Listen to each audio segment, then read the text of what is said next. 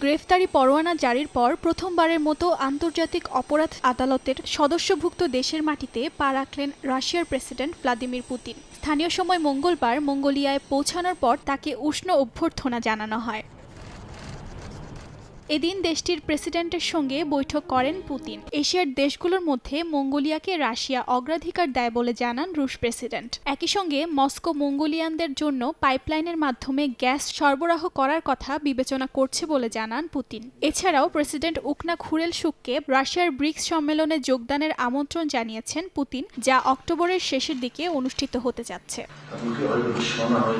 সফরকালে রুশ প্রেসিডেন্টকে গ্রেফতার করতে মঙ্গোলিয়ার প্রতি আহ্বান জানিয়েছে আইসিসি, ইউক্রেন, পশ্চিমা কয়েকটি দেশ সহ বিভিন্ন মানবাধিকার সংগঠন। পুতিনের সফর নিয়ে ক্ষোভ জানিয়েছে কিয়েভ। তারা জানায়, মঙ্গোলিয়া কর্তৃপক্ষ পুতিনকে গ্রেফতার না করলে যুদ্ধাপরাধের দায় দেশটিকেও নিতে হবে। যদিও এ বিষয়ে কোনো মন্তব্য করেনি উকনা সরকার। দেশটিতে পুতিনের প্রথম সফর উপলক্ষে রাজধানী উলানবাটরের সেন্ট্রাল চেঙ্গিস খান চত্বর দুই দেশের পতাকা দিয়ে সাজানো হয়েছে। উল্টো চিত্র দেখা গেছে। পুতিন বিরোধী বিক্ষোভও হয়েছে দেশটিতে।